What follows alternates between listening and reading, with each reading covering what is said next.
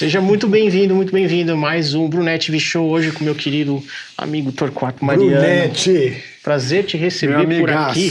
Mais uma vez. Mais uma vez, né? Pra gente bater papo hoje diferente, né? Hoje a gente vai falar um pouquinho sobre os seus equipamentos, já tem um aqui que a gente vai... Eu só trouxe um, porque tem um monte. E você tá vindo pra um show. Eu vou fazer show com o Flávio e a gente vai fazer a live do The Voice agora na segunda. Tudo com esse equipamento aqui. A live do The Voice eu não vou tocar, mas o show do Flávio sim. Então é um show assim que eu vim meio com um violão, uma guitarra e meu computador para as partes das coisas de produção. E essa coisa para mim que é o X da questão, que é você viajar, como que você leva o teu som para outros lugares, né? Porque a gente tem um som que ele é moldado por um monte de coisas, principalmente pelos equipamentos analógicos que a gente usa sempre, né? Aí a gente vai pra vida e você não pode carregar nada. Primeiro que eu não consigo levar meu bong, né? Já falei isso várias vezes, nem na esquina, né? Então eu fico me especializando e reespecializando em como levar cada hora numa situação diferente. Por exemplo, eu tenho um equipamento também que é mais compacto ainda, aí tem uns momentos compacto? Compacto eu levo, por exemplo, eu já levei a Mower GS1000, branca, que eu te falei que eu peguei. Eu fiquei surpreso, porque precisava de uma coisa só, e ela tem uns captors muito bons. E na hora da coisa prática, assim, a diferença... É claro que eu acho que existe uma diferença entre a Fractal, a Quad, os UADs, então, para mim, são que estão no topo da cadeia. Mas sempre tem um motivo pelo qual eu não posso levar. Então eu faço uma conta na minha cabeça qual é que eu... porque eu sou sempre de querer levar o melhor do melhor do melhor. Mas, às vezes, você não é que não pode levar por motivos diversos, né? Principalmente a coisa de você se locomover de um lado para o outro e você chegar numa cidade que você vai ficar de carro agora 4 horas para chegar e você vai ter que montar rapidinho. E aí você não sabe qual o som que você vai pegar lá, porque também se pegar um som ruim, pra gente uma Fractal e um outro equipamento, que não preciso nomear, mas que uma Line 6 Helix, que todo mundo sabe que eu assim, um equipamento que eu não me dei muito bem. Aí não faz tanta diferença, mas quando você tá com um som bom, né, você tipo, opa, peraí, você sente a resposta, tudo. Torquato, eu quero entender como que você chegou aí, para isso eu quero voltar lá pro passado. Quando é que você virou carioca? Porque pelo que eu vi, você chegou no Brasil em 77. Cheguei no Brasil em 77. Cara, foi um motivo ligado ao esporte. Quando eu cheguei na Argentina, em 77, cadê a câmera da verdade? É aquela ali. Essa aqui é a câmera da verdade. Quando eu cheguei da Argentina em 77, foi um ano antes da Copa de 78. E aí eu acho que os argentinos têm que se incluir nas grandes minorias que foram bulinadas esses anos todos. E aconteceu aquele jogo terrível da Argentina contra o Peru, do 7-0, né? Pô, que aí desclassificou o Brasil, né? Eu acho que foi nesse jogo que o Brasil saiu. Meu irmão, eu apanhei tanto na escola, mas apanhei tanto. Você tinha quantos anos aí? Você era adolescente? Era adolescente, tinha 14, tinha 15, na verdade. Ou 14 para 15, mas a Copa normalmente é segundo semestre, então ali eu faço aniversário em agosto. E o que acontece? Eu tinha um sotaque, eu falava assim, bicho, como vai, Brunetti? Que bueno! Os caras ficaram loucos. Bicho, eu me lembro descendo da rampa da escola, e o argentino aí, pá, me dava um peteleco. Agora, eu sempre fui um cara muito, assim, tipo, eu me dou bem com bulinagem, né? Lá desde a Argentina, porque na Argentina, cara, assim, é bem pior do que aqui. Você era de Buenos Aires? É de Buenos Aires? De Buenos Aires, E aí, o que aconteceu? Eu levava na brincadeira, mas eu falei, pô, é melhor aprender a falar português direito. E eu realmente, eu dei uma estudada, assim. Então eu me preocupava, eu estava às vezes no carro dirigindo com a minha esposa, e a minha filha, eu casei muito cedo, com 20 anos, e aí a gente ficava lendo, porque eu falei, gente, eu quero falar português igual a vocês. Igual brasileiro. E aí, então eu ficava no carro E ela, como boa virginiana, me dava alto choque. Não, aqui não. Sua não esposa é brasileira. Mariana. A Mônica é brasileira e minhas 2 filhas também. Então, assim, eu também acho que quando você vai para um lugar, ou você se entrega para o lugar, porque você fica... Eu vi muitos estrangeiros que têm o saudosismo do lugar que eles moravam. Aí você vai arrumar briga, né? Porque se a gente pegar o Jacan, se pegar o Olivier aqui, os caras estão aqui há 50 anos. Eu entendo, mas comigo não foi assim. A minha mãe, por exemplo, até Bom, desde que ela chegou até os últimos anos de vida aqui no Brasil, com 90 anos, ela achava que falava português e ela só falava castelhano. Eu falei, a mim me entendem todos. Eu falei, ninguém está te entendendo. Os meus amigos falaram, tua mãe falou, cara. Eu acho... Eu tenho maior amor pelo Brasil, assim, acho um lugar único no mundo, né? Pelo lado bom e pelo lado ruim. Você acabou não saindo mais, né? Ficou aqui, ficou no Rio. Nos Estados Unidos, algumas vezes. Legal. Aí você conta essa história que é um pouquinho mais pra frente, beleza. Né? Mas me diz uma coisa, nessa época aí dos seus 14, 15 anos, você já estava tocando? Então, toda a minha iniciação musical foi na Argentina, porque eu acho que a iniciação musical eu conto desde o momento que você se apaixona pela música, né? Porque acho que todo músico faz música porque ele se apaixonou pela música, né? Não falou assim, pô, cara, acho que melhor eu ser músico. Ninguém faz isso, porque assim, é uma péssima escolha, na verdade. Então, normalmente, quem faz música, quem se apaixonou, e todo esse processo de eu criar os meus ídolos, tudo foi na Argentina. Tá. E com um cara que é assim, que se chama Luiz Alberto Spinetta, que por acaso morava na minha rua, que ele é assim, tipo como se fosse um deus na Argentina, é um artista inacreditável. Então eu ouvi o dia inteiro, ele passava na esquina da minha casa, ele e a banda dele, que seria como, sei lá, falar hoje do tamanho da Legião Urbana, mas nos anos 60, né? Tá bom, tá. Mutantes, né? E aí ele passava na minha frente e eu já, então, assim, todo o amor pela música eu construí na Argentina. E aconteceu aquela coisa de vir morar no Brasil e eu já ouvia música brasileira, minha mãe ouvia, todo mundo lá.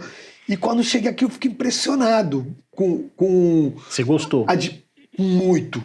Assim, eu não gostava muito, assim, vou ser sincero, do rock brasileiro naquele momento. Tá. Porque o rock brasileiro estava em outro momento. Então, eu achava que todo mundo cantava assim, pá, você vai... Que é meio que acontece hoje com o mundo gospel, quando vão cantar soul e tudo. Eles cantam, pá, porque é a coisa transiente, né, do idioma, que é bom pra música.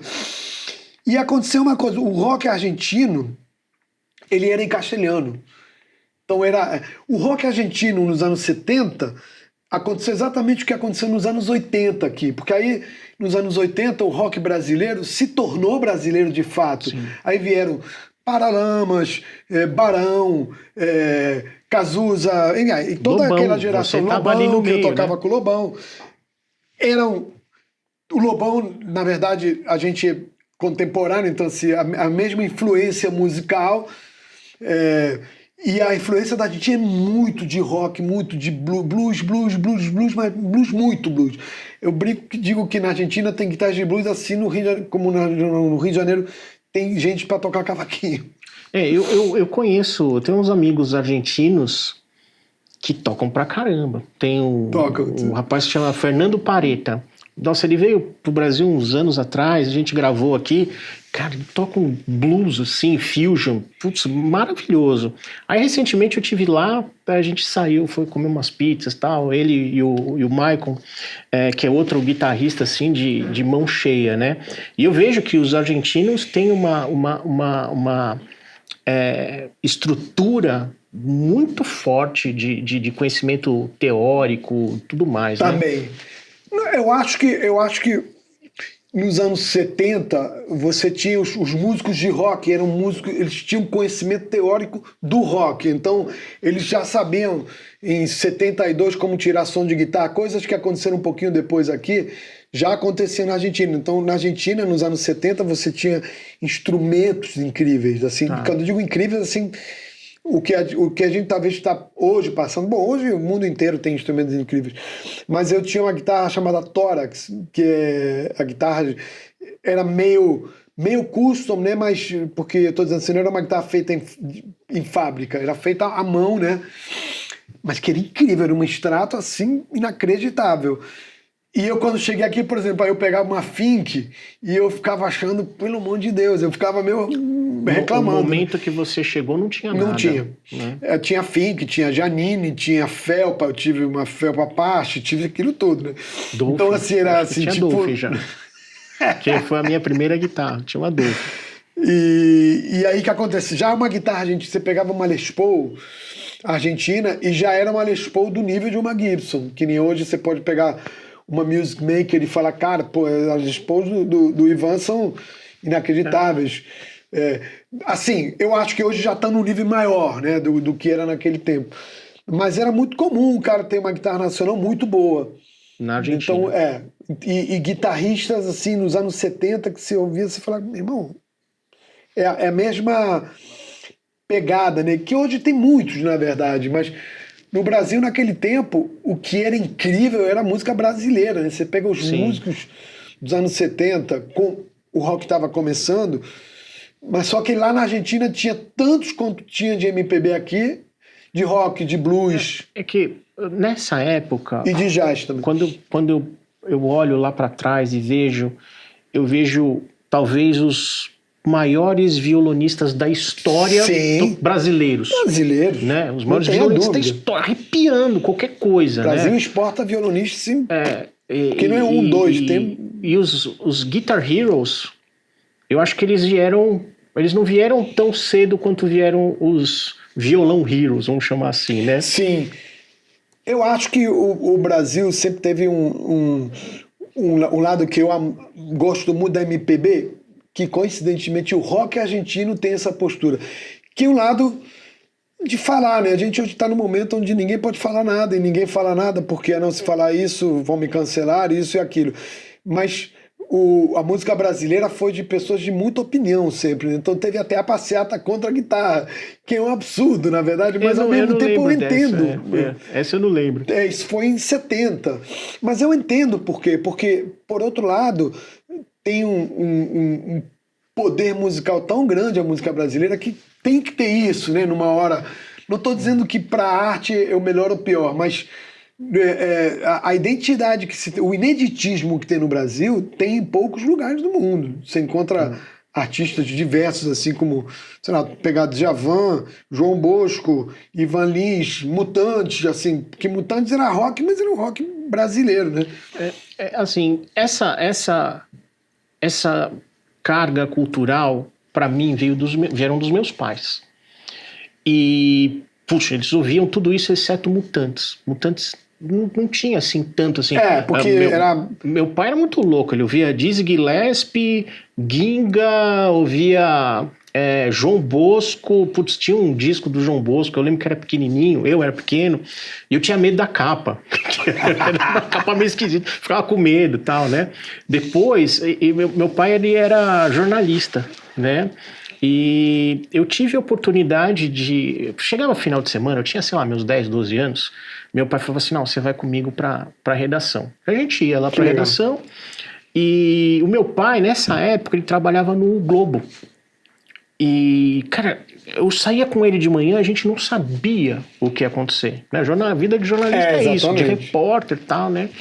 E eu tive a oportunidade de conhecer algumas dessas pessoas, assim, que legal. Sabe? Tipo, conhecer, digo, ver na minha frente, né? Ver o João Bosco na minha frente. Cara, pô, um negócio maluco, né? Conheci também o pessoal do Silvio Santos. Tinha uma padaria em frente ao jornal, a redação do Globo aqui em São Paulo. E um dia eu tô tomando café da manhã lá, meu pai falou assim, espera um pouquinho aqui que eu preciso de não sei o quê, né? Cara, sentou do meu lado o Jacinto Figueira Júnior. Do meu lado, sentado do meu lado. Aí eu olhei assim, aí meu pai voltou depois de uns 5 minutos. O homem do sapato branco. Aí o Jacinto vira e fala, tudo bem, cumprimento meu pai, conheci meu pai. Cara, aí eu fui pra escola, eu tinha, sei lá, tava na 8ª série, sei lá, alguma coisa assim, daí eu contei na escola, seu mentiroso. Exatamente. Não tinha telefone, né? Não tinha nada, né, cara? Então, assim... Não, é muito bom. E você teve a oportunidade de não só conhecer, mas tocar com esse pessoal, né? Sim, aqui sim. Mas na minha uma parte que, assim, eu nunca falei porque não falo muito da Argentina, só porque falta oportunidade mesmo, mas a minha tia, ela era casada, era a companheira, digamos, de um pianista argentino chamado Enrique Mono Villegas. E a minha família era super amiga da família da Marta Argerich. Marta Argerich é a maior pianista tanto é que o irmão da Marta, ele passava na janela da minha casa, porque eles falavam que eu falava que eu ia ser um gênio da música. Não. E aí o irmão dela passava, batia na minha... eu tô falando assim, com 5 anos, 6 anos. Ele batia na minha janela, eu tomava um susto e falava... Gênio, não sei o que, ele gritava e ia embora. Um cara assim, que é muito presente, eu lembro dele ainda. E a Marta é como se você estivesse falando assim. Hoje a Marta Argerich é assim, mais reconhecida ainda, né? Todo pianista clássico sabe disso. E minha tia era casada, companheira do Henrique, que é um cara que estudou com Frederic Gulda, que é o pai do piano clássico e deu aula para todo mundo. E a última vez, só para ver o nível que ela me falou assim, pô, você conhecia o Zavinu? Eu falei, pô, filho, tia, claro. Falei, não, o Zavinu, a gente saiu para jantar com ele quando ele esteve na Argentina em 1964, porque Frederic Gulda, quando ele foi pra gente, falou, você tem que ligar pro Henrique, ele se encontra pra gente. Então ela vivia nesse mundo. E ele tocou com a banda do Oscar Peterson, com a banda do Dizzy também.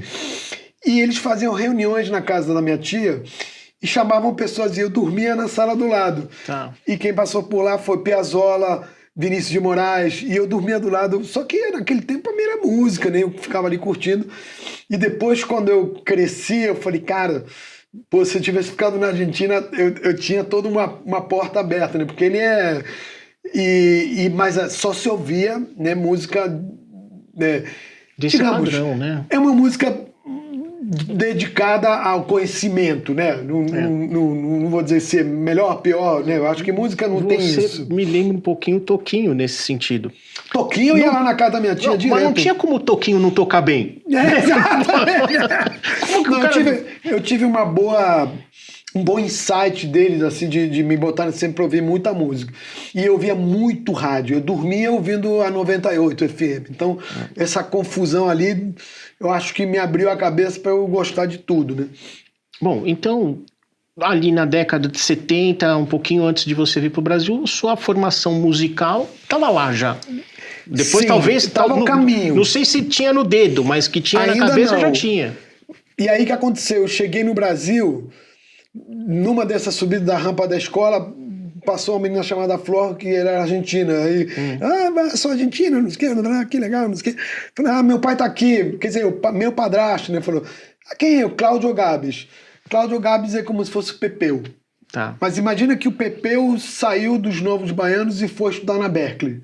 Tá. O Cláudio é isso, é o maior ídolo da guitarra argentina, que eu tinha todos os discos dele, e eu falei, caraca, e numa hora ele largou tudo, foi para Boston, se formou na Berkeley e foi um dos primeiros a dar todo aquele conceito de informação da Berkeley no Rio de Janeiro. Deu aula pro Celso Fonseca, para muita gente, assim, pro Zepa, que é um guitarrista também genial do Rio. E lá eu conheci muita gente. Então eu tomava aula, quando eu falei, eu quero tomar aula com ele. E aí ele foi meu segundo professor, na verdade, e que ele me colocou essa coisa toda de começar a estudar standard e rebook e não sei o que. Eu nunca consegui ler direito, sou péssimo lendo, porque eu sou muito ansioso, quero sair tocando. E aí, ali eu tive um input muito sério e ele me apresentou para muita gente, o que foi legal. Foi nesse momento que você falou, cara, esse é meu caminho, ou você teve alguma indecisão em algum momento? Eu não tive indecisão, não, Porque eu, assim, também eu não sabia o que fazer mesmo. Eu larguei a escola muito cedo, porque eu era um cara muito... Eu não conseguia tirar uma nota boa, assim. Mas não é que eu tirava nota ruim. Nota ruim é 6, né? O que é nota ruim? Eu tirava 2, tirava 1. Não, mas hoje 0. Você teria passado tudo, cara, porque hoje não precisa mais. Não, sim, agora tá tudo no... Exatamente. Não, mas é verdade, hoje não pode reprovar os alunos. Tá? É mesmo? Não pode. Eu provavelmente teria passado, mas, assim, eu não me concentrava. Talvez não seja isso. Mas não é bom. Exatamente, eu falei para as minhas filhas, eu contei para as minhas filhas sempre isso, que não vou ficar... Falei, a música me carregou. Então, assim, quando eu larguei o primeiro do científico, minha mãe falou, ou você vai estudar ou você vai trabalhar. Na Argentina é muito comum um garoto de classe média ir trabalhar. Assim, não tem essa de...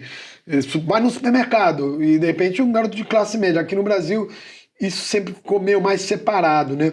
E aí, quando ela falou isso, eu saí ligando para um monte de gente e um cara me indicou para um trabalho... porque gostou de mim, porque, imagina, nunca me viu tocando, eu só falei que eu era amigo do Ricardo Silveira e que eu precisava muito trabalhar porque eu tinha largado a escola e minha mãe ia quebrar minha cabeça. Ia te matar. E ele me chamou para trabalhar com o Johnny Alf. Pô. Então, assim, cara, assim, eu acho que tudo que tem de dificuldade, por um lado, a música, eu também acho que a vida foi muito... generosa comigo, né? Porque, vim morar no Brasil. Podia ter ido morar... Minha mãe quase foi pra Venezuela. E aí, ela não sabia se vinha pra cá ou ia pra Venezuela. E aí, um cenário musical lindo, maravilhoso. Me apaixonei pela música brasileira. Então, assim... E dali, eu não consegui sai mais. Largar mais, assim, porque tem muitas particularidades. Esse é o que você considera seu primeiro trabalho profissional? Sim. Tá. Johnny Alf, eu não sabia, eu sabia que era um músico conhecido, mas eu tive noção da dimensão de quem era ele depois, através dos anos, né? Na verdade, quando ele começou a tocar, que ele falou, vamos tocar aí, ele tocou um pouquinho, eu falei, putz, esse cara toca pra caralho. Era ele e um baixista, que é o cara que me indicou. E tinha um cara assim sentado lá no sofá do bar, 2 horas da tarde, um bar todo escuro, assim. E aí ele falou, Johnny, contrata um garoto que ele é bom. Eu falei, legal. Era o Ronaldo Bosco. Então, assim, fui também parar num lugar que tava Você foi parar no meio de todo mundo que era bom, né? Exatamente, como se fosse tocar no Blue Note de uma hora para outra. Né? E eu não tinha cacife para tocar ali. Na verdade, eu estava começando. Eu tinha uma musicalidade e tudo, mas, hoje eu fico pensando, caraca, o cara foi legal pra caramba comigo. Você tinha quantos anos ali? Tinha 16. Nossa, era bem novinho, era bem novinho. Então ali foi minha faculdade, assim, tudo que aconteceu comigo depois foi graças a esse momento. E uma coisa que me chama muito a atenção, no seu caso especificamente, e eu noto isso desde aquela época, desde a década de 80, quando eu comecei a te ouvir, é uma preocupação que a gente até começou falando sobre isso, sobre o seu som. Isso de onde veio isso? Veio dos músicos que você ouvia? Cara, não sei, eu sempre fiz uma planilha de Excel mental para mim do que é som de guitarra, porque eu não acho que necessariamente som de guitarra é uma coisa bonita. Se você for pegar em termos de depois que eu estudei um pouquinho de áudio, virei produtor, estudei bastante.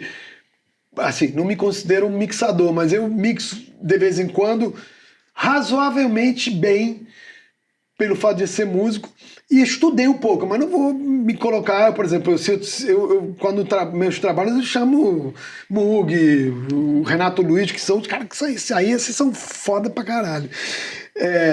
E eu comecei a entender que a guitarra era meio que um erro de percurso muito cedo, porque quando você ouve uma guitarra ligada no Marshall, se você for extrair o fato do contexto que ela está sendo tocada, o som é feio pra caralho, na verdade. Você pega e eu comecei a entender que esses barulhos todos estão ali mesmo, com os anos gravando. Porque quando eu pegava as coisas, eu limpava demais. Então eu comecei a ver, caramba, peraí, mas aquela alta escrota que eu não gosto, ela tá ali. Tá ali no play do Hendrix, tá no play do Jeff Beck. E o que faz aquilo ficar bonito é o instrumento que você faz que a guitarra vire com aquele som. Que cada amplificador eu acho que é um instrumento diferente. Né? Eu acho que a guitarra se torna um outro instrumento, tocando num Deluxe, tocando num Marshall. E isso é minha viagem pessoal, tá? Não estou dizendo que isso é uma coisa catedrática. Aliás, para mim tem zero de coisa teórica, assim. Você pega a teoria de várias coisas e aí você aplica na guitarra. Mas tudo aquilo tem a ver com o que está sendo tocado. Por isso que o mesmo som não vai ser bom para um e para outro. Não adianta eu pegar o seu preset que vai ser bom para mim. Não, o que adianta, por exemplo, é você pegar o preset de alguém e você dizer assim, pô, esse cara... Você tem que fazer um cálculo na tua cabeça. Pô, esse cara tira aquele som com esse negócio aqui. Então, aí você começa a ajustar. Porque, por exemplo, eu já peguei guitarra de vários caras que eu sou fã, não vou lembrar agora de todos, mas quando eu pegava no estúdio, eu falava, caralho, mas como que tira esse som assim? Porque eu não consigo tirar. Então aí eu digo, não, aqui eu tenho que tocar mais forte, aqui eu preciso amaciar aqui, não, essa região tá assim, tá assado. Então eu sempre fui muito meio chatinho com isso, né? E me divirto com isso, não faço isso porque tem que ser feito. Eu adoro, é algo que eu gosto de... se eu não estiver trabalhando, eu vou estar fazendo isso. Eu tenho uma curiosidade, você que viveu aí nesse momento, quando eu pego os sons de guitarra dos anos 80 do Brasil, eu não consigo lembrar de sons que me chamaram, de timbres, né, que me chamaram a atenção, de falar assim, putz, isso é bom. Eu lembro de dois, cara, assim. Um é Teu, com o Lobão, que eu acho que aquele trabalho de guitarra ali é espetacular. E um é do Paralamas, que eu lembro até uma vez, se eu não me engano, foi o Lulu Santos, que ele diz que ele entrou num túnel e saiu e ouviu um solo de guitarra. Ele falou, nossa, meu, isso aí é o Jeff Beck. Lanterna dos Afogados. Não, era mais antigo, acho que o Selvagem, era um som mais antigo. Eu posso até ver aqui depois. E, cara, o timbre de guitarra do Herbert nesse som é fenomenal, assim. Eu acho incrível, como eu acho incrível os sons que você... Mas a gente não ouve, a gente tinha um monte de guitarrista bom, Lulu, um deles, mas a gente não ouvia aqueles timbres tão legais quanto a gente já estava ouvindo nos Estados Unidos, né, naquele momento. Né? Para mim isso faz todo sentido, porque na verdade a guitarra nasceu lá, né? Basicamente nasceu lá, né? E tem todo o descobrimento da guitarra foi... também algo meio por acaso, né? Quando você vê que a S335, na verdade, Spanish, Electric Spanish e 335 pelo valor que lá custava, você diz, pô, os caras quiseram fazer um violão e saiu isso. Então, assim, a gente tem que se colocar um pouquinho naquele tempo e dizer, pô, o que esses caras estavam pensando quando fizeram isso, né? Ninguém fez a guitarra para ser o que ela é hoje, na verdade, né? E ela foi evoluindo. E eu acho que o som de guitarra, como eu falo muito no curso, é um erro de percurso, cara. O primeiro amp da Rickenbacker que foi feito pro estilo guitarra, na verdade, porque naquele tempo os caras começaram a tocar já com bandas maiores, aí ninguém ouvia os caras, então foi quase um PA, né? Foi uma caixa de restaurante, né?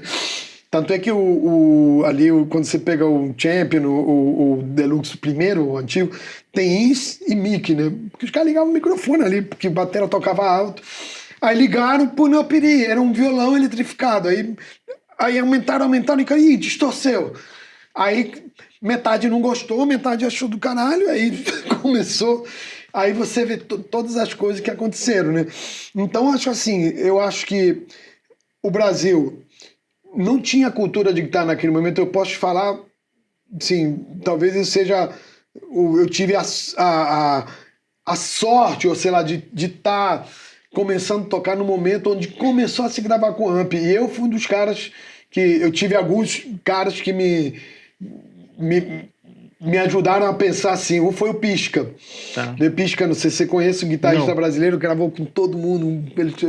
Pisca, eu chamava ele de pai, ele me chamava de filho. Eu não italiano, não, gravou com todos os sertanejos. E o Pisca, ele chegava no estúdio, e todo guitarrista assim, a gente meio retardado, assim, ele falou, pô, meu irmão, 5 Marshall, né? Aí ele falou, tô 4, acabei de trazer 2 Marshall. Vamos lá, vamos no estúdio. Aí eu ia no estúdio e ele gravava, eu ia lá ver ele gravando na Poligrana. Isso antes de eu começar a gravar e tudo. E, bicho, ele ligava os Marshall ali, microfonava, e os engenheiros ficavam malucos, porque ele falou, não, pelo amor de Deus, isso aqui não, tá muito alto, gente. Ele falou, não, mas é isso mesmo. Então, até isso entrar na cabeça dos engenheiros brasileiros também demorou, porque por isso que eu te falei que até é um som ruim, por isso que negou abaixo, né? Interessante isso daí, porque você está dizendo o seguinte, equipamento tinha, mas não tinha... Mas muito pouca gente tinha. O Pisca tinha porque ele sabia que tinha um Marshall e uma hora ele foi lá e comprou. Claro, todo mundo sabia. Na Argentina, quando eu vim pra cá, já tinha um monte de Marshall lá, que também foi parecido lá. Mas tinha alguma coisa que aquilo aconteceu antes. Entendi. Aqui não, ninguém gravava de amp. Primeiro vez que cheguei de amp no estúdio, o engenheiro queria me matar. E que amp foi esse aí? Foi o Mesa Bug do Bruno Fortunato, que tocava no Kid de Abelha, que eu pedi emprestado, era meu sonho, e eu nunca nem tinha tocado no Mesa Bug, mas eu... E o que você achou? Cara, o que aconteceu foi que o engenheiro primeiro mandou o sinal para lá através de um gradiente, que era a caixa de fone. Ele falou, não, você tem que mandar o som para lá para dentro, na Poligram. E aí, o produtor tinha falado, cara, eu quero o som do Mark Knopfler. Eu falei, Mark Knopfler é amplificador. Não, mas como amplificador? Não, vamos gravar na linha. Não tem que ser um amplificador. Eu vou conseguir vou trazer. Levei. O engenheiro ficou maluco. E aí, ele, na hora de mandar a guitarra para lá, ele mandou pelo gradiente, que era o amplificador de fone. E quando chegou lá, tava uma merda. Aí eu falei, pô, que isso? Não, mas não tá vendo? Você só traz confusão pra cá. E aí eu fui pra lá, falei, bota meu fone lá, eu vou ficar do lado do amplificador. Eu tirei o som lá, só que quando eu ouço, eu acho ruim demais. Porque assim, é muito ruim. Né? E aquele era um Mark I, acho, ou Mark II. Porra, é um amp que, né, eu queria ter um lá em casa. Não, viraram ícones, né? Viraram ícones. Aí depois eu aprendi a gravar melhor, e aí eu já brigava, porque você tinha que meio que se impor, porque senão os caras gravavam com qualquer microfone. Aí eu falei, não, tem que ser 57. Não, vamos botar um condensador. Não, condensa não, porque aí eu aprendi que com condenser ficava tão limpo que vinha toda a sujeira. Eu digo, não, eu quero um 57 que pega pancada. Agora, foi difícil. Hoje todo mundo grava em casa, mas naquele tempo ninguém mesmo. Me fala uma coisa. Hoje, com isso aqui, você acha que você tem uma qualidade compatível com o que você tinha, com amplificador, microfonado? Eu acho. Eu acho. Por exemplo, o som de hoje, que eu tiro com a Quad, ou com a Fractal, ou com a Mower, ou com a Nano Cortex, com a que for, ou com os pedais do Universal Audio, é 10 vezes melhor do que aquele som de guitarra que os caras tiraram no melhor estúdio do Brasil naquele momento. Em 85. É interessante. Porque o som não tava porque o som tá no ouvido. Então, se o cara botar o microfone mais pra lá, mais pra cá, ele não sabe. E de fato, os engenheiros não gostavam de guitarra. Até pouco tempo. Se você for pegar guitarra, ela entra num. Tem um limiar que, se você colocar a guitarra aqui, ela só aparece. Minhas unhas estão horríveis. Mas só aparece as altas. Então, se você não subir aqui o suficiente, o bojo da guitarra não vem. Então tem um limiar que a partir dali você vai ouvir e aí o bumbo vai comer, o grave do piano vai comer, o grave de todos os instrumentos vai enterrar. E você vai estar com um negócio que está aí para só e vai ficar. Então assim, era muito difícil, inclusive na mixagem depois. Então, um tempo atrás, a gente estava conversando, acho que faz bastante tempo já, e você tinha falado para mim abrir mão da minha Quad Cortex. Abrir. Não, voltei para Fractal é um negócio. E agora eu tô te vendo de Quad Cortex de novo. Já faz um tempinho que você está usando. Então, é o seguinte: não existe equipamento perfeito, né? E aquilo que te falei, agora eu decidi que eu não vou ficar com um só, porque eu gosto de coisas diferentes em cada um deles. Mas o meu principal problema com a Quad foi que a minha deu problema 2 vezes. Então isso assim me abalou psicologicamente muito. Por quê? Porque eu comecei a pensar, cara, se eu tivesse num lugar sério, né? Se eu tô fazendo uma turnê com o Djavan e no meio do show ela para e não volta, eu tô... não dá, né? Eu tudo bem, já tenho minhas saídas para isso hoje. Mas naquele momento eu fiquei assim e não tinha como comprar as 2. Então, quando eu passei para Fractal, eu acho a Fractal inacreditável. Assim, acho tudo. E também acho a Quad inacreditável, principalmente agora com a versão 2 que eu acabei de te mostrar. Assim, para mim o som tá fantástico. O negócio é que tem algo que é muito simples. Quando você está trabalhando com outras pessoas, você está, para começar, você está prestando um serviço, né? Então, se você ficar demorando muito, cara, você está gastando o horário do estúdio do cara. E outra coisa, às vezes, se os outros tiverem que te esperar, o flow da banda musical não anda, né? Então, para eu criar alguma coisa com a Fractal na hora, hoje eu consigo fazer, mas provavelmente 20% do que eu sei dela eu vou esquecer em algum momento e vai me travar. Outro dia eu não consegui tirar o reverb, porque eu esqueci o pedal de volume. Eu falei, cara, e começou o show e no meio do show eu falei, e agora? Como te tiro? A Quad, nesse ponto, é uma coisa... É muito fácil, né? É muito fácil e ela faz muita coisa. Então eu com a Quad, eu saio daqui, eu entro... a guitarra de um lado, o violão do outro, eu vou de uma música para outra. Eu tenho uma música onde eu, por exemplo, quando a gente toca a música do Lô Borges no show do Flávio, eu desço o bordão para Ré e desço meio tom nela, porque a gente teve que descer meio tom da afinação do violão. Em um segundo. Posso fazer isso na Fractal? Posso. Mas a gente tem que marcar um encontro e vamos concentrar, vamos fazer, não de uma hora para outra. Então, estou no estúdio e alguém fala, faz isso. Não, melhor não, porque assim, alguma loucura que eu quero inventar. Quando e com a Quad é muito fácil. Quando eu comprei a minha primeira Quad, cara, eu fiquei desanimado, porque a hora que eu comprei, eu entrei no site para baixar o editor. Não tinha. Não tinha. Eu falava, não é possível, NeuroDSP não ter, porque eu falo assim, eu gosto do Fractal, eu gosto do Helix, eu gosto de todos esses negócios, mas para mim, no meu workflow, eu preciso que ela funcione no computador. Eu preciso, porque eu chego lá, faço o que tem que fazer, por exemplo, Fractal. Se for mexer na mão, esquece. Não quero botar exatamente, a mão. Você tem que ir lá no setup global, não sei, aí você volta, não foi vai aqui. Um monte de página. E tem caralhada de páginas. Um saco. E aí, quando eu peguei a Quad Cortex e... Putz, o que eu vou fazer? Aí eu falei, não, comprei essa porcaria, vou ter que usar, né? Puta, é só isso. Só vira esse botão, é o amp, clica aqui, é o pedal, daí eu mexo no pedal, acabou. Falei, dá pra usar. Daí eu fiquei usando, né? Aí veio o primeiro Cortex Control tal, e uma coisa que eu notei na Quad Cortex é que, diferente das outras marcas que ficam, que vão lançando Fractal 2, 3, 5, 20, Sim. não sei o quê, eles estão atualizando esse equipamento. Então o Cortex Control ficou melhor, agora saiu o Capture V2, você gostou, né? Você já tem aí algum? Eu achei inacreditável. Assim, o pulo para mim foi o dobro. Por quê? Porque outra coisa que o que acontece? Eu fui o primeiro cara a usar Kemper aqui no Brasil. Eu acompanhava o Kemper 1 ano antes, eu usava Fractal, e o Kemper foi o primeiro modeler, digamos, que você podia ter os captors para dentro. O que acontecia comigo psicologicamente com a Fractal 2, da primeira que eu tive, é que eu vi ali escrito Dumble. Mas eu ficava pensando comigo, será que isso é um Dumble mesmo? Eu nunca toquei num Dumble. E eu realmente nunca tinha tocado num Dumble. Mas eu achava o som bom pra caralho.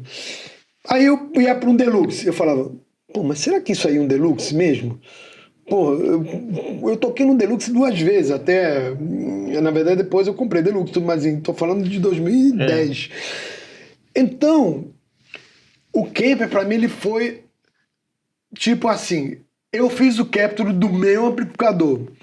Toquei um, toquei outro, gravei com outro. Falei, eu provei para mim mesmo. Que era igual. Eu vi Jesus nesse momento. Então, não, peraí, é a mesma coisa.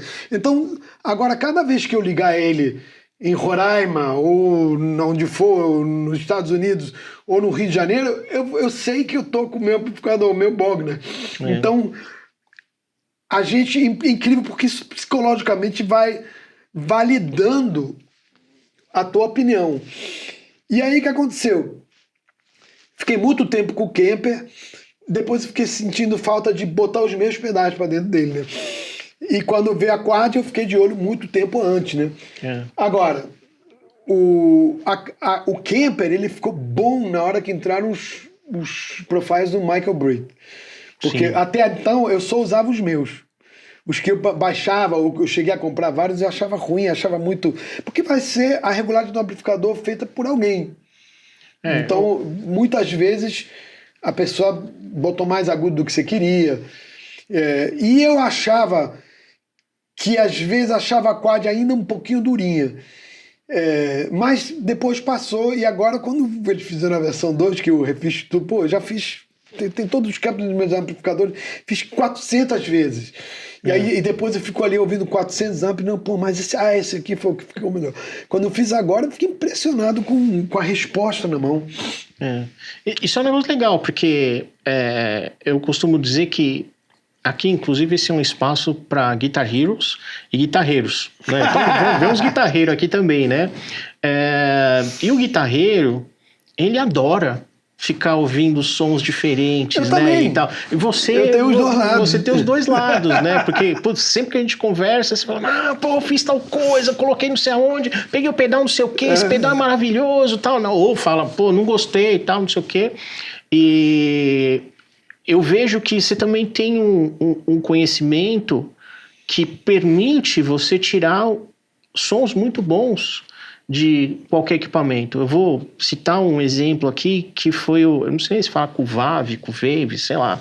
E o Bruno, que trabalha comigo, ele comprou um. Falei, vai te R$150, R$200. Tá? Falei, tá bom. Você quer testar? Falei, peguei um dia, no final de semana, e levei em casa. E eu gosto de plugar e eu gosto que ele funcione bem, né? Aí eu pluguei, ouvi o som limpo, falei, pô, legal, depois comecei a mexer. Na verdade. Cara, a hora que eu botei a distorção. Exatamente. Porcaria isso aqui. Aí o Bruno, não, mas é que você tem que colocar isso, mexer na equipe. Eu falei, não quero fazer isso, cara. Eu quero ligar o negócio que tá fazendo. Daí eu vi um vídeo teu com ela. Com o Vave. Não, eu peguei com o Vave e tal. E você tirou um som bom. Mas você não pega com o Vave e sai pra fazer tudo com ela. Nunca vou fazer isso. Mas eu gosto de saber por que nunca vou fazer isso. Então, por que nunca vou fazer isso com a Cuvave? Primeiro, porque ela não tem nenhum tipo de controle. Porque depende do lugar. Se eu for tocar de brincadeira, tudo bem. Mas se eu for fazer um trabalho com... eu poderia fazer um solo num disco de ciclano? Poderia. Mas melhor não. Eu prefiro estar com o meu equipamento. Por quê? Porque eu acho que às vezes um som ruim pode ficar bom. Né? Agora, para mim o segredo... Rhapsody, pra mim, é isso aí. Você já ouviu a guitarra isolada do Brian May em Bohemian Rhapsody? É horrível. Exatamente, mas na mix é espetacular. Exatamente. E tem uma coisa, ele provavelmente tocou ouvindo aquilo. Então, o que eu acho o seguinte, você tem que saber como esconder a deficiência dos equipamentos, na verdade. Inclusive no próprio amp foda, você tem que saber como não fazer com que ele fique com som ruim. É a mesma coisa que você esconder as coisas ruins. Porque se você puxar o agudo pra caramba, tirar o grave e tirar o médio, vai ficar uma merda. E botar o drive, vai ficar igual que vai. Então, você tem que identificar nos controles e nas frequências, porque para mim tudo é frequência, ali que é onde eu me foco mais. e você saber onde você tem que... Aquilo que eu não gosto em tal som de guitarra é porque tem muito harsh de 7.000 para cima. Então o que acontece? Se você cortar, por exemplo, trouxe tudo aqui, até 5.000, pelo menos, não quer dizer que você tem que cortar, mas se o agudo do bicho for ruim, você corta. A partir do momento que você corta, você vai tirando as coisas ruins. É como em Photoshop, né? Pô, não vamos mexer no editor 4. Não, bota ele mais pra cá assim, não sei o quê. Não, bota um cabelo nele ali, não sei o quê. É isso, igual um arquiteto que diz, não, peraí, não, isso aqui mais pra cá vai... E aí, com essas frequências na cabeça, você vai... Mas também eu aprendi isso com o tempo. Pra mim, eu ligava no amplificador e saía tocando. E alto. Eu tocava bem alto. É diferente o volume, né? Eu acho que tem que ser alto. E uma coisa, você acha que o teu conhecimento em cima dos equipamentos reais, de um Deluxe, de um 57, de um Ribbon, um Royer, por exemplo, esse tipo de coisa, ele te ajuda nisso aqui ou não? Mas com certeza. Né? Para mim, aqui eu só estou tentando trazer aquilo tudo que eu amo do mundo analógico que eu não consigo levar numa caixinha, entendeu? Então, o som tá muito mais no meu ouvido. Mas não é só o conhecimento, porque, por exemplo, eu não tenho conhecimento técnico. Se você me perguntar assim de cabeça, qual é a resposta de frequência de um 57? Eu não vou saber te falar. Eu sei que o falante vai de 80 a 5.000, por ali, e que cada um tem não vou saber a parte toda técnica, mas eu sei como é o som. Então, quando eu tô aqui... Outra coisa, eu sei como é o som, mas eu duvido o tempo inteiro. Assim, eu não confio no meu ouvido o tempo inteiro. Eu confio no meu ouvido a médio prazo. Assim, eu sei que de hoje para a semana que vem, em 5, 6 situações, eu vou estar bem perto do meu som, mas pode ser que um dia fique um pouquinho pior, que eu acho que todo mundo é assim. E como é que você faz isso para confiar? Que momento que você fala, então, agora tá bacana.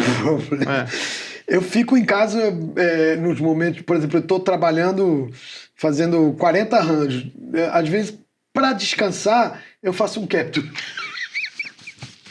Então eu vou lá e não, peraí, deixa eu dar uma... Pô, tem que sair do arranjo.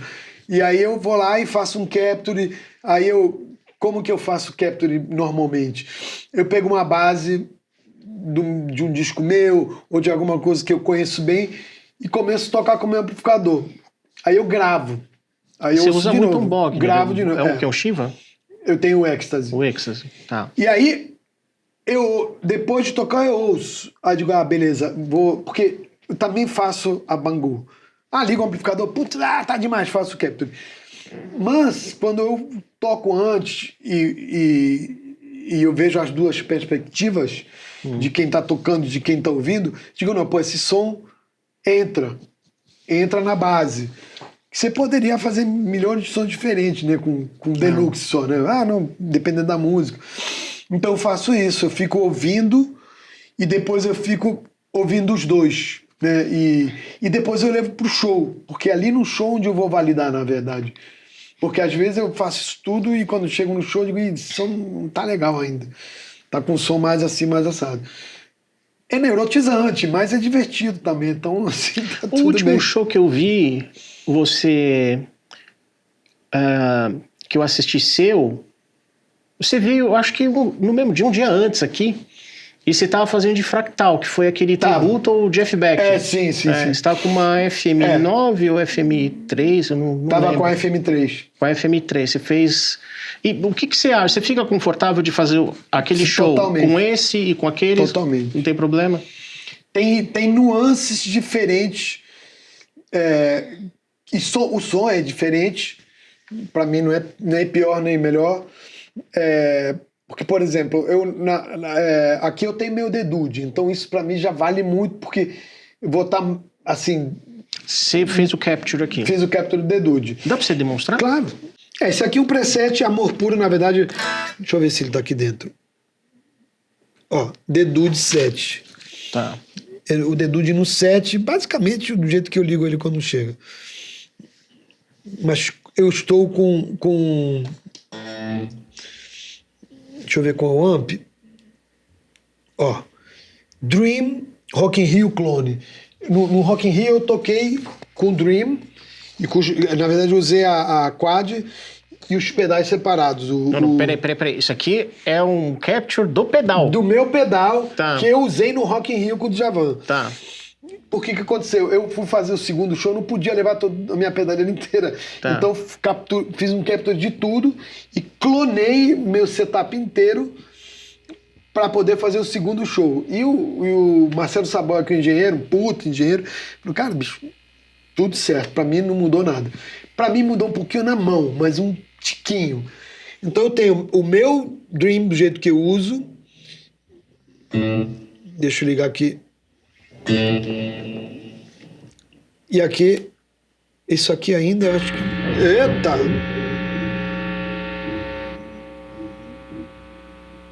Que eu tirei, às vezes eu tiro o noise gate.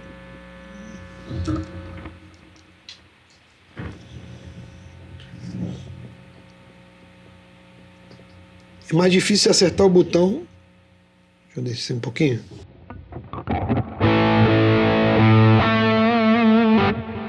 Isso aí é o Dedude no Dream.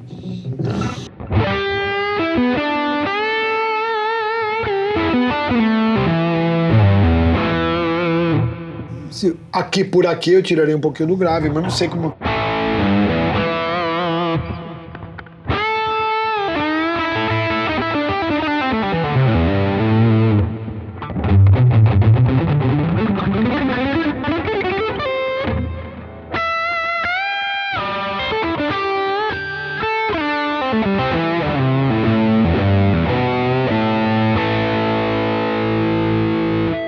Mas, cara, assim, é como se eu tivesse saído de casa cheio de coisa, né? Cheio de...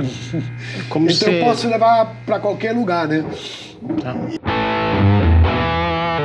E o que poderia mudar se eu estivesse no mundo real é que talvez no estúdio você mexe muito nos microfones, afasta, traz pra cá, e isso dá nuances diferentes. E às vezes, se você tiver uma sala incrível, o próprio ambiente, né? Mas não é nada que vai, assim, musicalmente... Seria pior eu ter que chegar com outro equipamento totalmente diferente.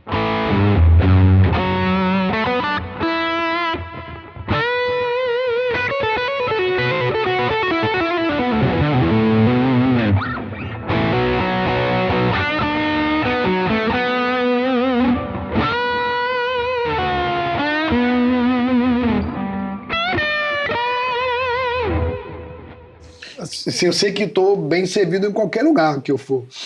Legal. E você, cara, eu lembro de um vídeo seu que o Ivan me mandou. Com a Telecaster. 1 bilhão de anos atrás, com a Telecaster num estúdio. Cara, eu não sei quantas vezes assisti aquele vídeo, esse vídeo ficou muito legal. Nossa, mas aquilo é a Telecaster direto no Bogner. Nossa, aquele som espetacular. E microfonado, né? Mesmo. O Bogner é um escroto. O Bogner é bom, né? Eu tenho um amplificador. Às vezes eu fico um tempo sem ligar e aí começo a dizer, pô, cara, amplificador, será que eu vou usar algum dia? Aí eu ligo em casa e digo, puta, próximo show vou ver se alguém me ajuda a levar, porque a última vez que eu carreguei, travei o pescoço, entendeu? Então... Não, é pesado. Não é algo pra gente... Só com estrutura, aí tudo bem. Mas mesmo fazendo show, não acho legal. Aqui no Brasil não existe um flow de cuidado com equipamentos em nenhum lugar. Então, se você botar mesmo num puta case bem cuidado pra viajar, cara, numa companhia aérea... Já aumenta 15 quilos já, né? Em 2 dias você vai perder o Bogner. E eu não quero perder meu Bogner. Aí você joga os captures, mas no Fractal não dá pra fazer. Não dá pra fazer, mas eu faço uma conta na minha cabeça que é o seguinte, a Fractal tem um Bogner ali. Então, cara, desde o momento que... Tudo bem, não é o meu Bogner, mas é um Bogner e é bom pra caramba, né? Então, assim, os sons que eu tiro com a Fractal, eu acho, assim, E a Fractal é divertida também, mas é uma diversão diferente. É um pouco mais classe A, assim, você tem que apertar muito botão. Aqui tem um quê de PlayStation. Lá não, lá é um Excel mesmo. Mas eu adoro Excel. Me fala uma coisa, você criou uma identidade do ponto de vista de timbre que eu vejo que para muitos artistas, principalmente internacionais, isso é muito importante, o cara ser conhecido pelo timbre dele. Aqui no Brasil eu não vejo tanta essa preocupação, mas eu vejo essa preocupação em você. Então, por exemplo, Jeff Beck, cara, a gente conhece o som do Jeff Beck, Van Halen, Scott Henderson, Michael Landau, esses caras ficaram muito conhecidos não só pelo play, mas pelo timbre também. O Eric Johnson, outro cara que a gente ouve, que coisa incrível. Talvez o Eric Johnson seja o cara que assim, mais nerd, fora da curva no sentido de que meia nota, porque o som do Eric Johnson é o som do Eric Johnson, né? Mas tem a ver com o play. Eu acho que isso sempre tem a ver com a maneira de tocar. Mas talvez ele seja assim como o Pat tem isso, né? Que você ouve o Pat tocando e você fala, cara, mas é o Pat. É o Pat. Eu acho que o Eric Johnson tá nesse patamar do Pat pra mim. E você teve essa preocupação de ter de ser reconhecido pelo seu som também? Não, ser reconhecido não. Não, ser reconhecido eu sempre quis. Eu queria muito viver de música sempre. Eu falava, pô, tomara que nunca me falte nada para que eu possa continuar vivendo de música.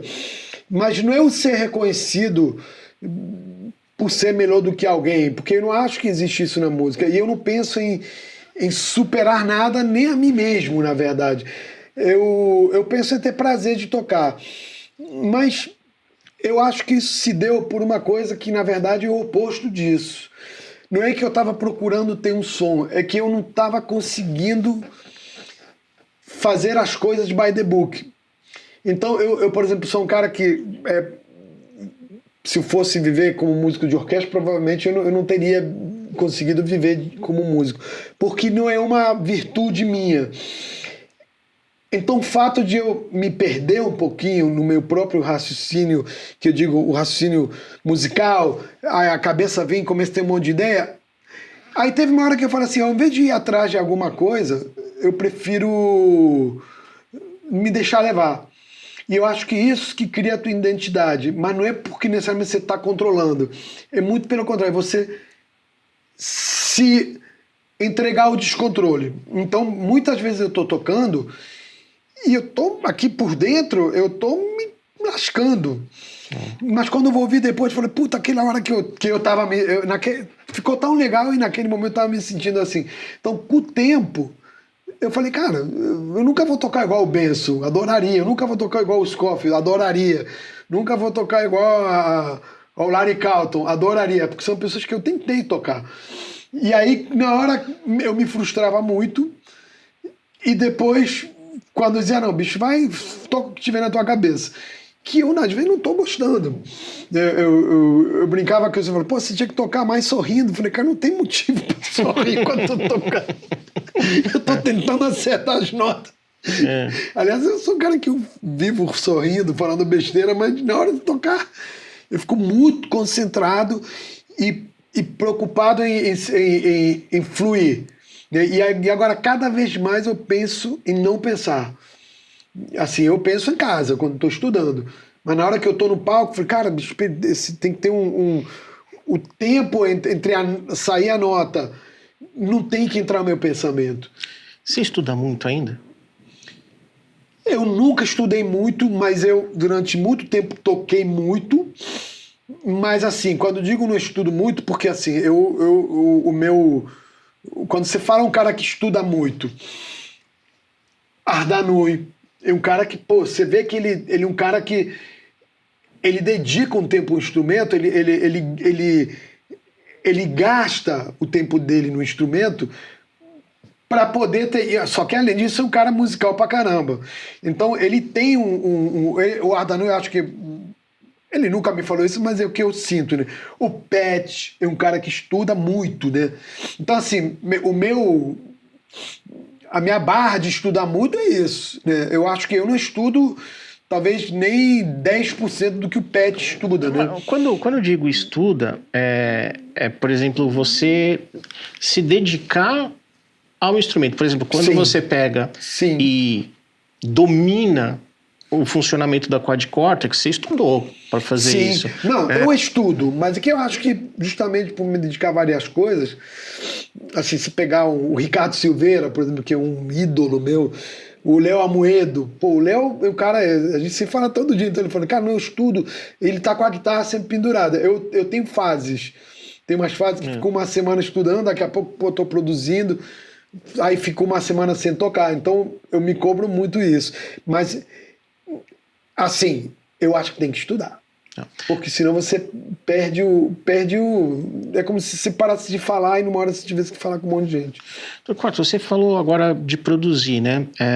E você não é uma pessoa que só trabalha como músico. Você tem várias facetas diferentes. Você trabalha como produtor, diretor musical, faz uma série de outras coisas, né? Inclusive vende curso de timbre, né? Eu queria que você contasse um pouquinho das suas atividades hoje que foram proporcionadas pela música. O que você está habilitado, o que você faz hoje que te ajuda aí a colocar dinheiro dentro de casa através da música? Então, eu ao longo da minha carreira, eu comecei tocando guitarra, depois eu comecei meio a produzir, porque eu também, paralelamente, eu compunha canções e começaram a me chamar para compor músicas para artistas, né? Você manda a música para gravadora e eu, ao mesmo tempo, fazia os arranjos, era um combo de coisas, né? O compositor era um músico que puxou o compositor, que encontrou um produtor nele também, e começou a trabalhar, e isso meio que se juntou, e o arranjador. O produtor, porque eu arranjava, então eu ficava em casa fazendo arranjo. E aí, por exemplo, em 80 e pouco, a Rosana gravou um disco com muitas músicas minhas, tinha 10 músicas minhas. E como na hora que compus as músicas, eu produzi e fiz o arranjo, quando eles foram gravar isso nos Estados Unidos, o Ronnie Foster, que era tocou com o Steve Wonder, foi o organista do Grant Green, né? Depois eu fiquei amigo dele. Na hora que ele produziu o disco, ele fez todos os arranjos iguais à minha demo. Estou falando 80, assim, fazendo 4 canais, com os tecladinhos. E aí o que aconteceu? A gravadora me deu crédito. Assim, não é que eles pegaram alguma ideia, assim, foi um clone daquilo que eu tinha feito, né? Pegou e falou, vamos regravar. Ali eu comecei a abrir o meu leque com várias coisas. E depois eu fui diretor da EMI, fui gerente artístico da BMG e fui diretor da EMI. Agora, a minha essência é musical, mas eu achava que eu tinha que entender o mundo executivo até para me tornar um músico melhor. Porque eu também era muito, assim, sabe, a gente fica meio azedo quando você começa a trabalhar muito, porque você começa a ver coisas que você não concorda, que você não acha que deveriam ser, aí você fala para você mesmo, então, meu irmão, vai para lá, faz você, não fica reclamando dos outros, né? Isso eu falo para todos meus amigos, não, porque aquele disco assim tava assim, meu irmão, vai fazer, você vai ver que na hora de fazer não é tão fácil. Então eu entendi bastante o mundo do business da música. Isso não quer dizer que eu ia me dedicar a isso. E aí eu comecei a diversificar mesmo. Então já fui arranjador, já fui só arranjador de um disco, já fui só guitarrista, já fui só produtor sem tocar, já fui produtor tocando tudo, já fiz só repertório de um disco. E depois que eu saí da gravadora, eu segui os meus discos, eu tenho 6 discos gravados, eu continuei produzindo, mas sempre puxando pro guitarrista, porque eu falei, cara, se tem uma coisa que eu escolhi da música é que eu quero tocar guitarra até os 100 anos, porque assim, eu sei que mesmo que estiver tocando mal, eu vou estar feliz, entendeu? Então esse é um plano de vida para mim. E aí eu comecei a trabalhar em televisão, fiz filmes, fiz junto com o Memê Se Eu Fosse Você 2, fiz outros filmes do Renato Aragão, e numa hora pintou o negócio do The Voice, que é um trabalho muito especial, porque assim... O que você faz no The Voice hoje? No The Voice eu faço a direção musical, a gente faz com uma equipe gigante, né? Gigante, né? Talvez não tão gigante, mas assim, grande, não é 1, nem 2, nem 3. São pelo menos 4 produtores musicais, tem 5 pessoas do conteúdo maravilhosas, tem os diretores, tem o Boninho, tem o Thiago que opina, e os técnicos também. Então ali você faz o quê? Na verdade a gente faz todo o trabalho de seleção inicial, né? Então a seleção, esse ano a gente fez em 2 meses praticamente, mas com o nosso padrão. Então, assim, foi até um aprendizado legal, porque a gente fez toda a seleção assim, não, sim, não, esse não, esse sim, esse não, esse sim. E olhando tudo aquilo que tem que ser visto num programa desse. Tá na Disney, né? Hã? Tá na Disney. Tá na Disney SBT. E depois a gente faz toda a parte de arranjos, né? Só que assim, não é que você vai fazer um arranjo da minha cabeça. Pô, você tem um candidato que é sertanejo. E você pode tranquilamente fazer um sertanejo tradicional, mas você pode também dizer pro cara, pô, vamos arriscar uma coisa aqui, vamos botar então aqui um solo de blues no meio de uma música sertaneja, que entraria tranquilamente. Já fiz uma música do Chitão e Chororô pensando no Clapton, no The Voice anterior. Então, assim, a gente tem essa liberdade de quebrar um pouquinho, ou às vezes muito, as regras, né? A gente fez agora uma versão do Péricles, do Bichinho, da música da Duda Beat, e fez tipo uma onda assim, cordas e violão, e ele tocando violão, que ele toca um violão lindo. Falei, pô, vamos fazer violão e as cordas. Ficou lindo, porque a gente... Foi assim, ele me mandou a demo dele, assim, pô, o que você acha? Cara, não sabia que tu tocava violão desse jeito. Então, o Péricles, além disso, é um músico foda, né? Tu toca uma nota assim no piano, ele vai dizer todas. Ele tem ouvido absoluto mesmo. E rápido. Faz sustenido. Então, assim, é muito musical. Então, é juntar toda aquela coisa executiva junto com a música de verdade, né? Eu acho que o mais importante é não perder a musicalidade, né? E tá lá esse The Voice foi feito por mim, pelo Ricardinho Marins, como produtor, o Herbert Medeiros e o Renato Fonseca. Ricardinho, precisa sentar aqui, velho. Porque o The Voice anterior eram 4 guitarristas. Era o Vini, Susequinde, Alexandre Castilho e eu. E agora a gente ficou, eu e o Ricardinho de guitarristas e o Renatinho e o Herbert de tecladistas. Abrimos mão do osso. Eu gosto muito do Ricardinho, já veio. Ricardinho é genial. Ele mora aqui do lado, né? Eu sei. Ele mora aqui do falou lado. Que vai comer um churrasco com a gente. Ah, é? Então a gente passa lá e pega ele. Legal.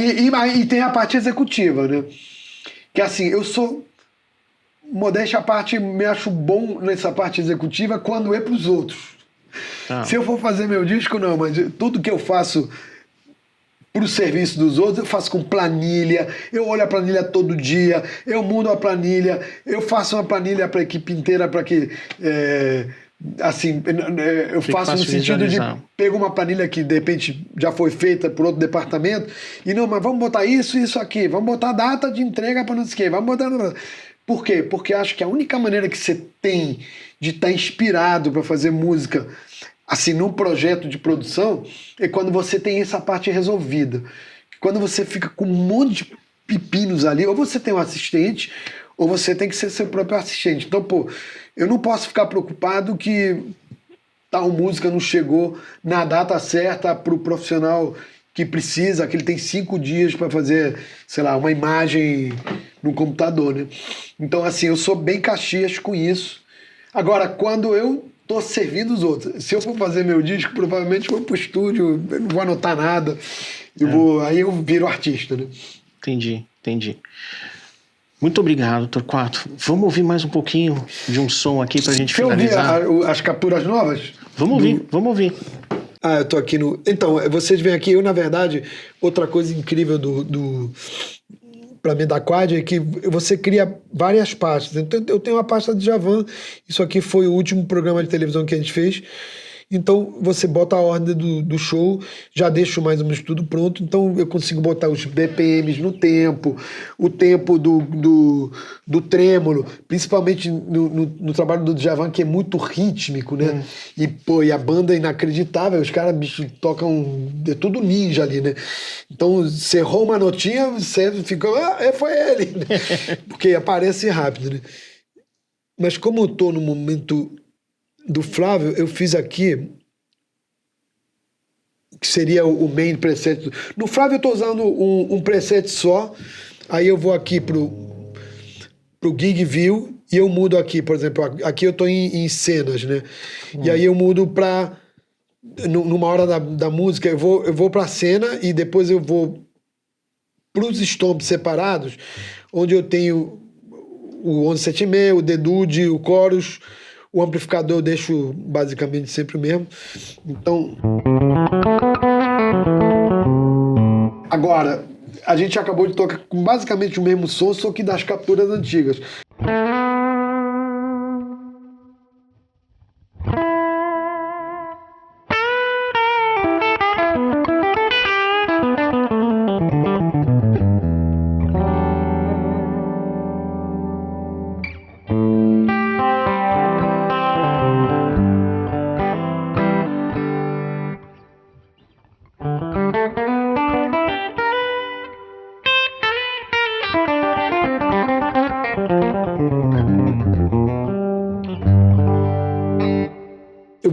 Adoro esse circular delay. Eu uso normalmente um plate. Às vezes eu tiro tudo no meio da música, mas normalmente eu deixo o plate ligado e tem um delay estéreo e tem o circular delay que ele vai fazendo isso aqui. Porque na hora do solo...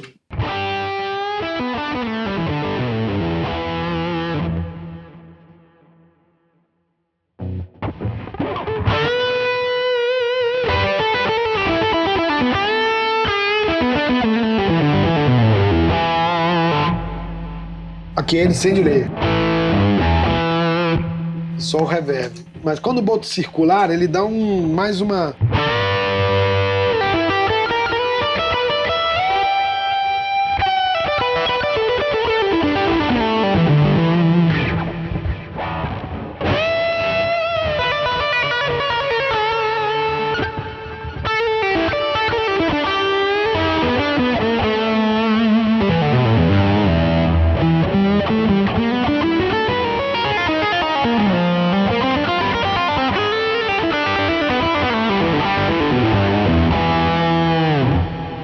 Aqui, o que eu faria com o que eu fiz? Peraí, deixa eu... Aqui eu tiraria o grave. Do amp? Não, do dedude.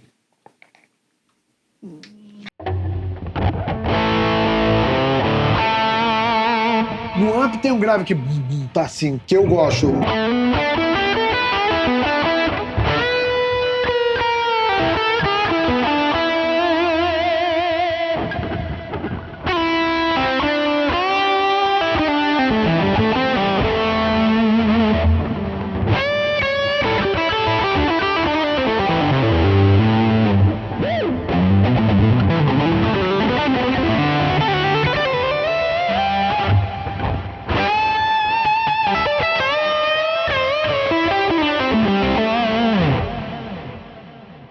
É claro que às vezes eu chego num lugar e eu vou ouvir o PA e às vezes dou uma mexidinha em algum lugar ou outro. E às vezes eu boto um equalizador. Mas eu tenho tentado simplificar, porque senão eu viro um engenheiro, né? Tá. E eu tenho que tocar guitarra. E quando eu tava tocando guitarra em 1980, eu não olhava para nada disso. Eu ligava no amplificador, botava alto pra caramba e dizia assim, um engenheiro que se vira. Mas isso aqui é bem parecido com o som que eu tiraria se fosse um outro... Deixa eu tirar aqui esse cara aqui. Esse aqui é o Dumble.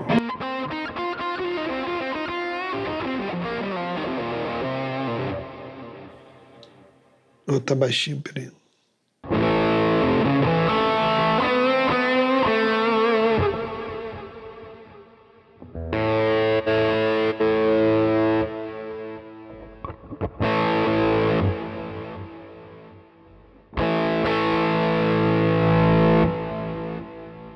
Esse é o Dumble.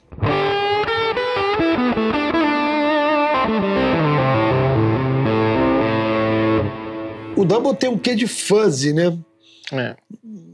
Que é conhecido do Dumble, né? Mas...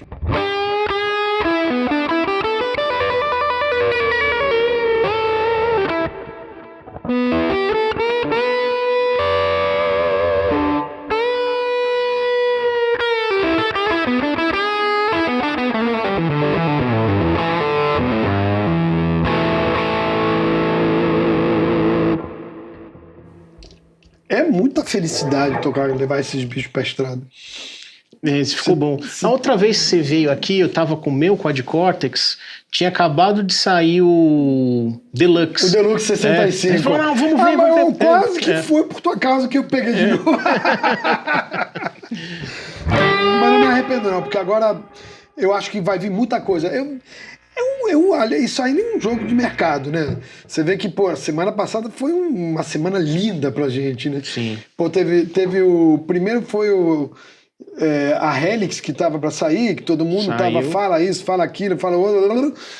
Aí a OAD, no dia seguinte... Lançou o Paradise. Não, lançou a versão 2.0 dos pedais, que é pra isso que estão me preparando. Sim. Que é o MIDI. Então, cara, bicho, agora com 3 pedais da UAD, eu tô montando o setup. Você chegou a ver o Paradise? Sim. Guitar Studio lá? Eu ia chegar lá. E depois a Fractal, no dia seguinte, lançou a M4. Eu fiquei, M4. Tinha o VP4. E aí, no dia seguinte, antes, a Quad lançou a versão 2. Aí eu já saí fazendo tudo. E depois, 2 dias depois, sim, foram 5 lançamentos em uma semana. Um tá esperando o outro, por exemplo, quando ele lançar eu lanço esse. Isso já tá pronto da Quad há muito tempo, a versão 2. Eles não iam lançar de um dia pro outro. E o Paradise, cara, eu tô me preparando para levar um laptop e uma interface igual a tua, eu tenho também, pequenininho assim, e bicho, se eu puder. Só que ele não tá, ele ainda não tá comandando via MIDI on-off, ele não tem um toggle mas dá para você começar a comandar tudo. Cara, é inacreditável. Tive na casa do Ricardo Silveira anteontem, e a gente ficou mexendo no Paradise, fiz um monte de preset. Cara, você acha muito diferente do pedal? Diferente é porque vai depender da interface que cada um tiver. Na minha Apollo, tá tudo certo. Tá. Não sei, mas se o cara usar, de repente, uma interface de baixa qualidade... De baixa qualidade, ele vai... Sabe que eu tenho... eu tenho um monte de lugar que eu ligo o meu computador, né? Então, aqui tem uma interface...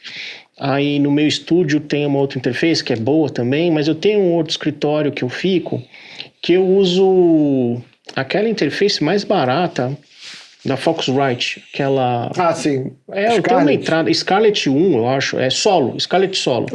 Meu, desse tamanho a interface lá. Cara, ela pesa 5 gramas, aquela interface lá.